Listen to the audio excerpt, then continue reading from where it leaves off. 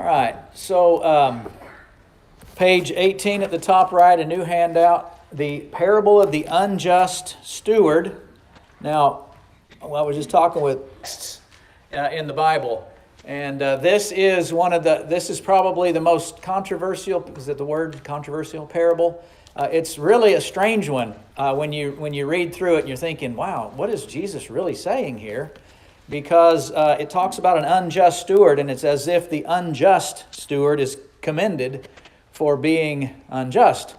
And so it's a little bit strange. And before we get into the notes, let's read at least through the first 7 or 8 verses and just kind of see what your takeaway might be here. So here is, the base said to his disciples, "There was a certain rich man who had a steward, and an accusation was brought to him that this man was wasting his goods. And so he called him and said to him, 'What is this I hear about you? Give an account of your stewardship, because you can no longer be steward.' Well, then the steward said within himself, 'What shall I do? My master is taking the stewardship away from me, and I'm not able to dig, and I'm ashamed to beg. I have resolved what to do, that when I am put out of the stewardship, to him, and said to the first, How much do you owe my master? And he said, 100 measures of oil. So he said to him, Take your bill here quickly, sit down and write 50. Then he said to another, How much do you owe? And he said, 100 measures of oil. The master commended the unjust steward because he had dealt shrewdly. For the sons of this world are more shrewd in their generations than the sons of light. And I say to you, make friends for yourselves by unrighteous mammon, that when you fail, they may receive you into an everlasting home." Do you understand why this is head scratcher? It sounds as if Jesus is commending unrighteousness. That can't be true, or Jesus isn't a holy God. But It's sarcastic, but I wouldn't think that would be the way he would do that. okay, Diane says maybe there's sarcasm involved here. Is there a difference between dishonesty and being shrewd and wise in business? That's a good thought. Mary asked, is there a difference between dishonesty or unrighteousness and being shrewd in business dealings? Obviously, the word shrewd does not have to mean unrighteous. It doesn't have to mean being dishonest. Shrewd just means, wow, that was pretty crafty. That was insightful perhaps, or you're impressed by his creativity maybe. So anything else? I think that's kind of getting us onto the right track, is to understand or to ask the question, what really is being commended by Jesus? Is unrighteousness being commended by Jesus, or is shrewdness? Can't be unrighteous. Yeah, it can't be unrighteousness. It even says he commended him for his shrewdness. That's what it says in my translation. It says, Oh yeah, in verse 8. the master commended the dishonest manager for his shrewdness. Yeah. Now, of course, that is the part of the story, right? He's telling the story about the master in the story commending this steward that he had fired for his shrewdness. And Jesus' commendation, or lesson, I guess, comes from verse 9, right? And I say to you, and to who? To the disciples. That's chapter 16, verse 1. He says, he also said to his disciples. So he's speaking to his followers. And I say to you, make fail, which is probably best translated when it fails. Not translated, that's a textual variant there. And it probably means when that mammon fails, they may receive you into an everlasting home. So you can see why already this is something that takes some thought and I guess some levels of reasoning here to try to if not, let's just go through my notes. And again, there's still places in my own thinking that I'm still not completely convinced of where I'm at exactly, but I think I think I'm on the right track. Yes. Matthew 10:16. Okay. Jesus instructs his disciples to be wise as serpents and harmless as doves.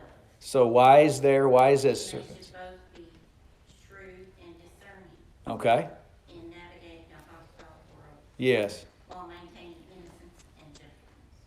Very good. What was that? Well, Matthew 10:16, and she has a note there, I guess, that talks about what Jesus requires of his disciples is wisdom, be wise as serpents and harmless as doves. Obviously, he's telling us to be witty and to be able to handle circumstances that arise in your life in a wise way, but don't do it in a way that damages or mistreats others, right? So, that instruction is, we can certainly hear the voice of Jesus in that. That's not a problem. Especially with the way it's worded, make friends for yourselves by unrighteous mammon. By the way, what's mammon? Food? Like salmon? It means wealth. It means wealth. Like, yeah, it's actually money. If you want to know the etymology, anyway, okay. It's an Aramaic word from a Hebrew word, ammon, which is derived from the same base as amen. Yeah, which means I trust it to be so. I trust it. And so it's a way to refer to people who trust in their wealth. That makes sense? And so that's mammon is already entails an idea that it's exalted in a place it shouldn't be exalted. It's mammon. It's and here it's a Hebraism meaning mammon of unrighteousness. In other words, the world's wealth. Does that make sense? Now we have to have money in order to live in this world. So Jesus is just saying even his followers will have to have resources, money to live, and that's the money of this world. But you shouldn't, I'm getting ahead of myself here, but he's going to say, but you shouldn't use it as the world uses it. You need to use it as somebody who's seeking an everlasting home, not a home here in this world, which is what this unjust steward was looking for, right?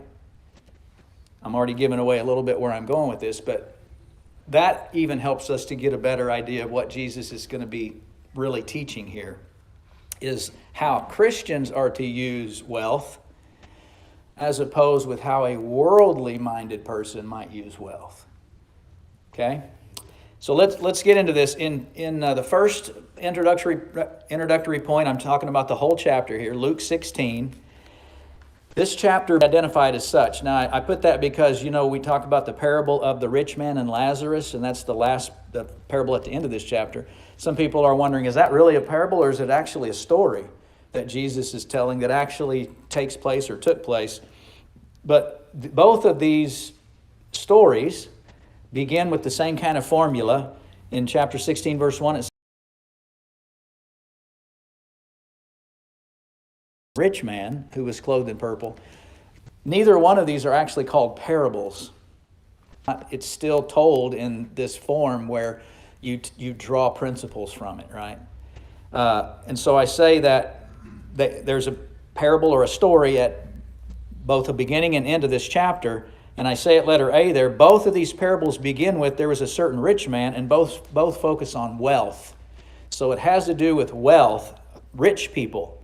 And verse B, letter B says, the first story shows how wealth can be used for one's welfare, and the second, how wealth can pave the way for disaster. The rich man did not use his wealth right, and he looked down on other people, and he wasn't generous. Okay? And he ended up in torment.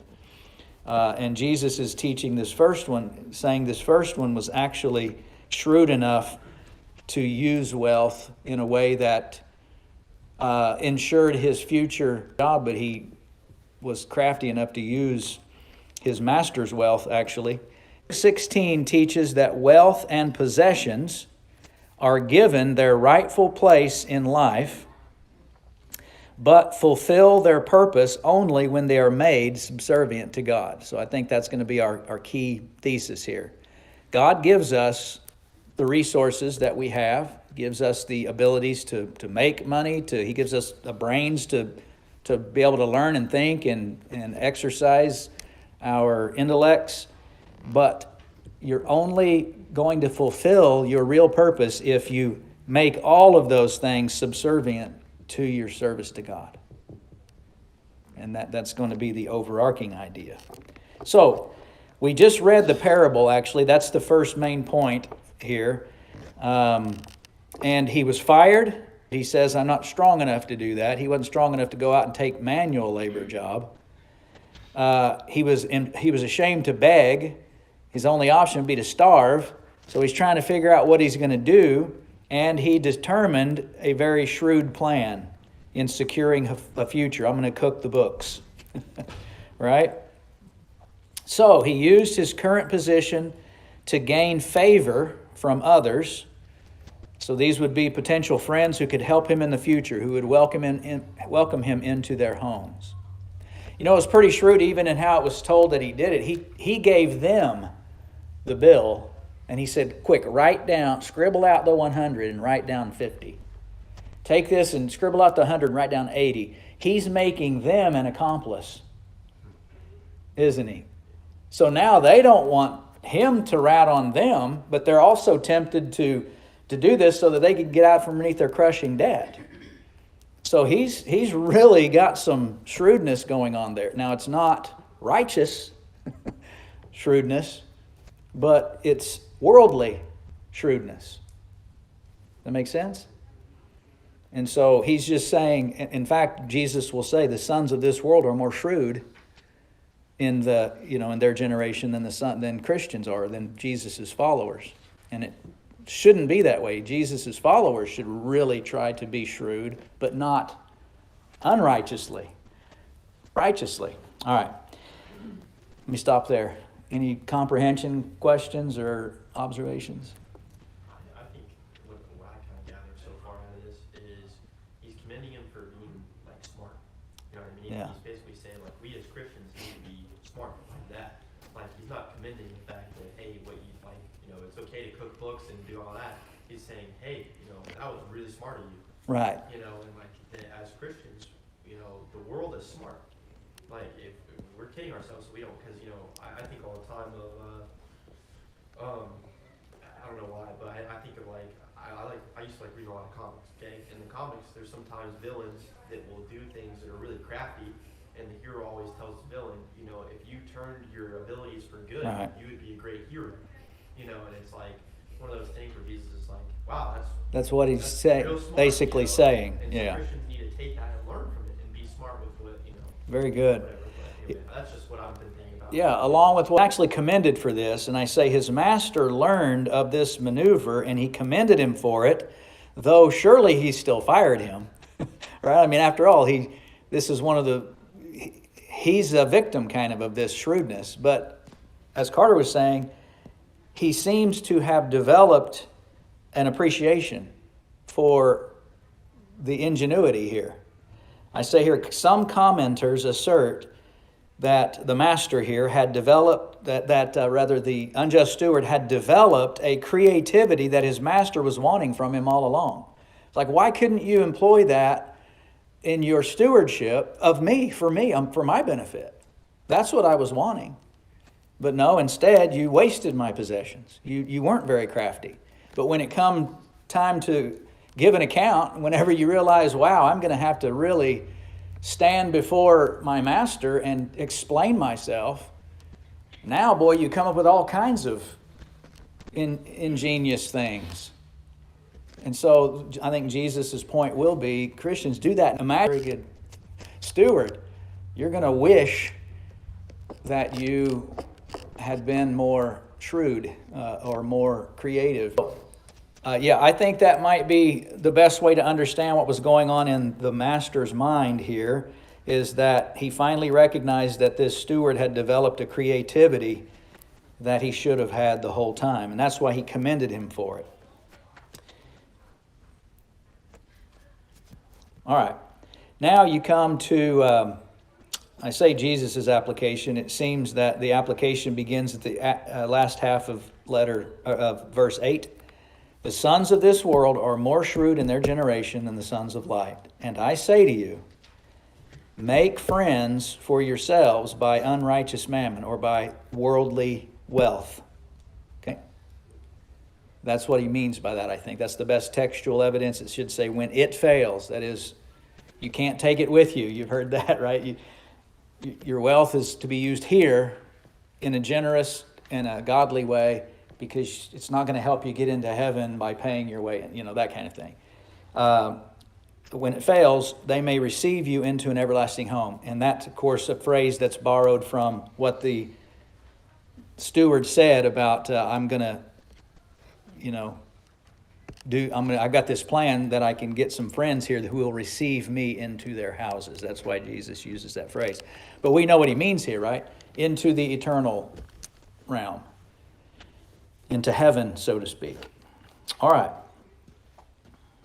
So,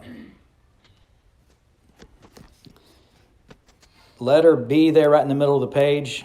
Make friends for yourselves by unrighteous mammon.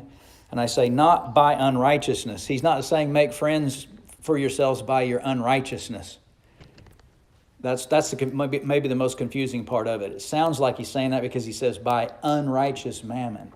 But that phrase means worldly wealth or earthly riches. It doesn't mean that God's people are to be unrighteous.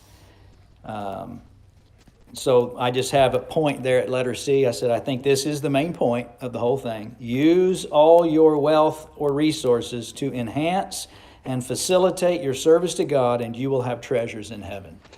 Now, this is, if you'll notice, there's a few verses after. No servant can serve two masters.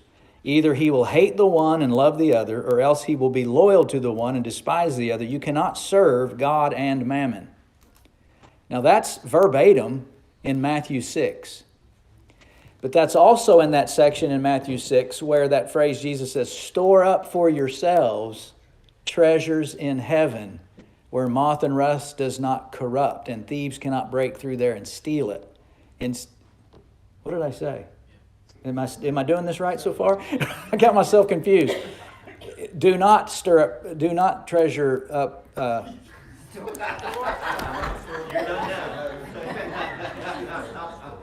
Do not store up for yourselves treasures on earth. There you go. That's how he starts it, because it can be stolen. Instead, lay up for yourselves treasures in heaven. And so I think that's verses 19 through 21 in Matthew 6. I think this parable is a pretty elaborate discussion of that principle. That makes sense? And then Luke just adds verse 24 there at verse 13 in Luke. So, in other words, that's a key to the interpretation of the parable, I think. It's simply Jesus giving a story to teach that lesson about storing up for yourselves treasures in heaven, not on earth. And that's why I put that there, Matthew 6, 19 through 21. Oh, is this class over yet? Any comments so far? Yeah, I pretty much agree with everything you're saying. I just don't know that the master is meant to have any reflection or, imagery of God, Christ, anything spiritual. I think it's just literally depicting someone that's over someone else, which was very common in that time. And so then it's just depicting the master, who would also be worldly, not of some deity, as saying, hey man, that's pretty sharp. You did that pretty well. And then Jesus goes to talk about, look, these are sons of, the world. Yep. Not personally, that of deity in the actual parable. Right. Using them as an example, the same as if I said Jeremy and Carter did this. Yeah. And you know what I mean? That's my take. Yeah, I think that's right. Okay. Because he does say at the last half of verse 8, he makes a distinction between the sons of this world and the sons of light. And the sons of this world seem to be the master and the steward, and even the people who did take their bill and scratch out the 100 and put the 50 in there. They're all accomplices to this. or they're all worldly players. The ingenuity of dealing with, the impending certainty of giving an account of yourself before the Lord. We're all going to be giving an account of ourselves before the Supreme. Having ingenuity and ideas and insight and creativity in using all of our resources for His glory. This kind of takes me back to the parable of the talents, because the master commended the servants that took his wealth and doubled it, essentially, and then of course he got mad at the one that didn't, that didn't do anything with it. And so I think this kind of goes along the same lines where Jesus is trying to teach them, hey, you need to be smart about what I give you, or just be smart in general with what you got, right? Because just because, like, my brain goes to, the parable of talents, where each of us, if you want to use it as a talent like that, each of us all have different abilities, and we have to be smart about how we use it for God's kingdom, right? Because if I don't use my talent, then I'm not being smart with it. I'm just kind of where my brain goes. Yeah, I think so too. Absolutely. You think, what's one of the first thing that comes to mind whenever you think about God wanting you to be generous, generous and with your wealth. I think about when I was had no clothes, you gave me clothes. When I was thirsty, you gave me something to drink. Okay, benevolent activity for other people. Helping those who are in need, obviously. One of the first things that sometimes comes to mind is being generous when you give to the congregation so that the church can do the work on a congregational level too, right? I mean, that's the only way we are able to support, future preachers, or support mission works, or support children's homes, or support, on a congregational level, that is, we rely on contribution. And so you think, well, this is a great way to be generous with my wealth and to use it as a good steward, making donations to the church. And so that's one of the first things, and that's as true as can be.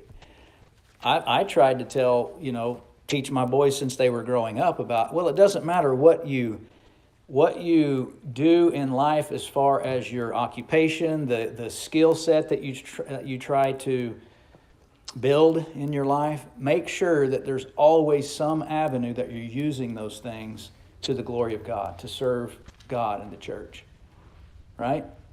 And so that, I think, is the basic idea that Jesus is trying to say here. Your first priority and your first thought has to be the service of Jesus in some way.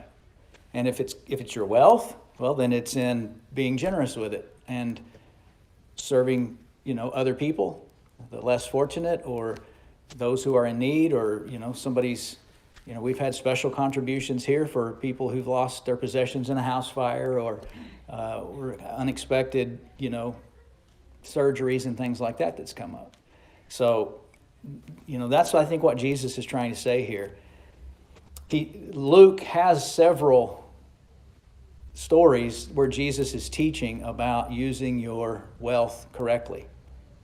We already talked about one where the man who had the bumper crop, you remember, I don't have a place to store all my goods, so I'll build bigger barns and put them in there. And the point but why not put them to use and use them to spread the name of Jesus? Because this very night your soul will be required of you, the story goes, and then you won't have any way to give an account because you just put them away and stored them up for yourself.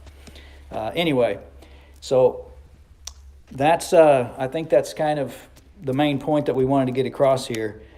Verses 10, 11, and 12 are just further sayings that Luke seems to include from Jesus' mouth that are actually found in other places in different contexts, but really the same basic context about faithful stewardship.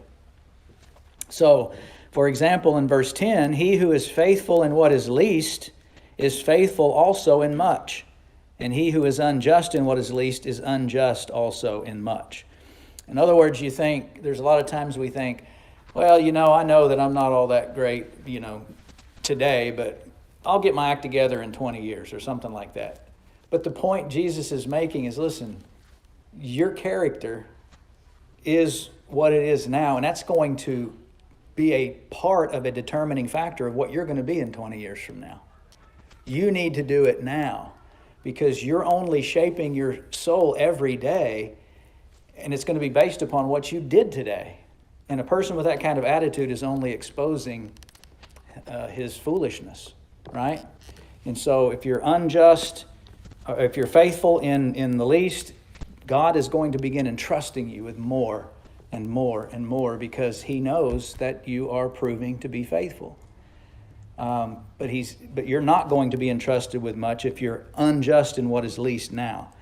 And he says in verse 11, therefore, if you have not been faithful in this worldly or earthly wealth, who will commit to your trust true riches? In other words, it's a kind of a taste test, isn't it? God says, why would I entrust to you the riches of the kingdom if you cannot even be faithful with the little that you have right now? You know, this is the easy part, so get good at that so that you will be fit to enter into the true riches. Do it now. Get busy now. That's the idea. Any comments on that so far? And if you have not been faithful in what is another man's, who will give you what is your own? Verse 12. We are all stewards, right, of God's goods in this world. But the promise is we will receive an inheritance that will be our own, so to speak.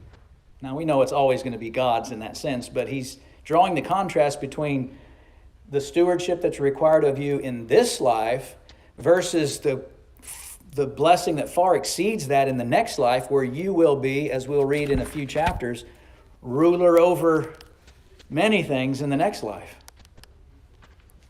So you will have your own, but if you're not faithful here, you can't expect to be entrusted with anything there.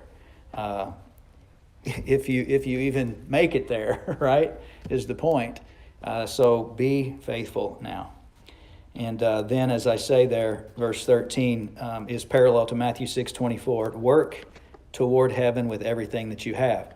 Now, this last point that I have on the outline is really just kind of a contextual point to bring out. It doesn't have any direct, or at least not immediately to us today, but it's about what Jesus has been doing all along in the book of Luke when he's exposing the religious leaders' hypocrisy. And it says the Pharisees, that's verse 14, the Pharisees who were lovers of money also heard all these things. Now, Jesus was talking to his disciples, remember. But evidently, he was saying it in such a way that he knew that the Pharisees was going to hear the story. So he's telling the story to teach his disciples about stewardship, and at the same time, he knows that the story is going to expose the hypocrisy and the love of money of these religious leaders, who really should be the greatest examples of stewardship, but they're not, right? They're the opposite of that. And so they derided Jesus when they heard this. They were angry. Jesus has done this several times, and he'll do it several more times, where his stories not only teach his true followers about what is good and upright, but it exposes those who have rejected Jesus as the sinners that they are, and hopefully, obviously, to turn them from their wickedness. Verse 15, so he said to them, you are those who justify yourselves before men, but God knows your hearts, because what is highly esteemed among men is an abomination in the sight of God. So I just say here, they are the sons of the world, of this world, the Pharisees. They are the unjust stewards of God's things. Remember, Matthew's whole theme there about the last half of the book of Matthew is that the Jewish leadership had failed in their responsibility to be stewards of God's kingdom. So they're going to be cast out, and foreigners will be invited in, the Gentiles, so to speak. So they were squandering and wasting the blessings that God gave to Israel. They are fired, so to speak. They're to be fired. That's what God's going to do to them, especially in AD 70, whenever he's done giving the Jewish nation an opportunity to repent. Their condemnation is sealed. And so they were relaxing God's command to exalt their own traditions, thereby justifying themselves. So that's what I think is the idea of Jesus bringing in these seemingly disjointed verses in verses 15, 16, 17, and 18. I mean, he even talks about marriage, divorce, and remarriage in verse 18. So you're like, wait, where did all this come from? I think he's bringing out these areas where these religious leaders have disregarded the law of God in order to exalt themselves and then make themselves feel justified because we're keeping all of our traditions. And Jesus is saying, you're not being stewards of God's law like you should be. And so you're basically going to be fired just like this steward is fired in the parable. So one example was their relaxing of God's laws on marriage, divorce, and remarriage. That's evidently what he brings up. Like he says in verse 17, it's easier for heaven and earth to pass away than for one tittle of the law to fail. Whoever divorces his wife and marries another commits adultery. And whoever marries who is divorced from her husband commits adultery. Well, that's not what the Pharisees were teaching. But they should have been upholding the sanctity of marriage. And so that's why those seemingly disjointed verses are put in there by Luke. It's Jesus exposing the Pharisees' unjust stewardship. But the point is, Jesus' disciples are to have a greater righteousness than they. Except your righteousness exceeds the righteousness of the scribes and Pharisees, you will by no means enter the kingdom of heaven. So why don't we exercise the same ingenuity for righteousness' sake? God gives us money. He gives us power, intelligence, influence, etc. That is, quote, unrighteous mammon. Are we using these resources correctly? Well, I think we got the basic point across. So I appreciate it. But you can see why it can be confusing to read through there at first. Hopefully that helps. So the next time we will be looking at the parable of the rich man and Lazarus, or the story of the rich man and Lazarus, however you might take that. And that's the last parable in this chapter. So that'll be for next week. Thank you guys so much for your attention. All right.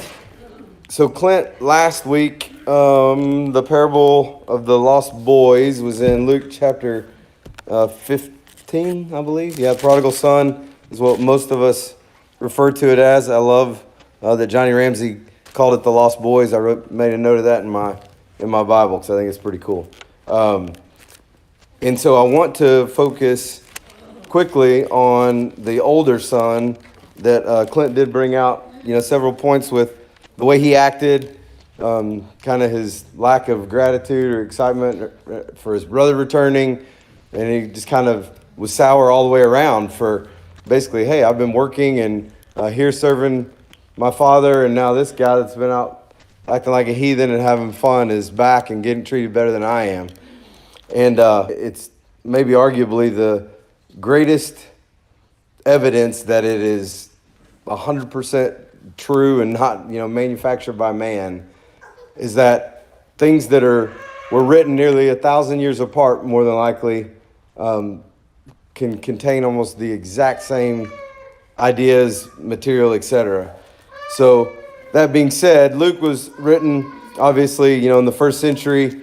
AD was written, 900 years BC. So if you'll turn to Jonah chapter 4. We all are fairly familiar with Jonah and what all, we may not be able to find it in our Bibles as easy. It's not but a few pages. But I hit all around every single prophet around it, but I couldn't hit Jonah. All of us think of Jonah and the whale. I mean, that's the first thing that comes to mind. But maybe even one of the bigger, and then see if it rings any bells to you, and even more so if it's a Bible. And I think you'll see some of the ideas and the attitudes of the elder son are reflected in Jonah. So chapter 4, verse 1, but it greatly displeased Jonah, and he became angry. He prayed to the Lord and said, "Please, Lord, was not this what I said while I was still in my own country? Therefore, in order to forestall this, I fled to Tarshish For I knew that you are a gracious and compassionate God, slow to anger and abundant in loving kindness, and one who relents concerning calamity. Therefore now, O Lord, please take my life from me, for death is better. Jonah's pretty upset that the Gentiles that he was sent to preach to are now going to be pardoned or shown grace by God. And he's like, man, for an Israelite, the Gentile world is like totally cuss word, don't even mention it. Let's continue. And this next little part is really evident what's going on. The Lord said, do you have good reason to be angry? Then Jonah went out from the city until he could see what would happen in the city. So the Lord God appointed a plant, and it grew up over Jonah to be a shade over his head and to deliver him from his discomfort. And Jonah was extremely happy about the plant. But God appointed a worm when dawn came the next day, and it attacked the plant and it withered. When the sun came up, God appointed a scorching east wind, and the sun beat down on Jonah's head so that he became faint and begged with all his soul to die, saying, death is better to me than life. Then God said to Jonah, do you have good reason to be angry about the... You had compassion on the plant for which you did not work and which you did not cause to grow, which came up overnight and perished overnight. Should I not have compassion on Nineveh, the great city in which there are more than 120,000 persons who do not know the difference between their right and left hand, as well as many animals? And then the book just ends. Jonah is literally acting like the older son did. God in the prodigal son, the old got to be brought back into the house and treated well and good, and it really didn't sit well with the older son. He was really upset about it. Basically, like, hey, this isn't fair. Where's their justice in this? Jonah's attitude about wanting to die is really exemplified by God, and God points it out through the plant, trying to bring light to Jonah. Like, what are you thinking? This plant, you didn't do anything for this plant, but I preach to them. I care for them. They're souls. The younger son being a favorite, or, he's back. It was that he's no longer out there living on the rough edge of life and death. And God literally feels the exact same way about every lost soul. And Jonah is like, man, I'm a good little Jew boy, and I've had the law in my family, my whole life, and I did what you said. I went and preached to them. But yet, you're going to pardon these people that really don't deserve it? I mean, they're not even your people. They're not even under the law. They don't keep the law. And God obviously shows his displeasure to the way Jonah looks at that. And so I took it in two ways. It's always really assuring for me when I see a precept or an idea from God reiterated not only in something in the Old Testament, but in the New Testament. It helps me really understand, like, hey, he means that. That's something we're not going to even question. And it also gives me great faith that you see something 1,000 years apart, written by different authors in such a time through man. And so, just as God rejoices and when even one soul in the city of the pig pen returned home, so God also rejoices when a wayward. I hope it was helpful. It was just something that kind of struck me, not some kind of deep reflection, but it definitely mirrors God's love for us and God's love for the wayward soul. So if you do need to come to Christ through repentance and baptism, or if you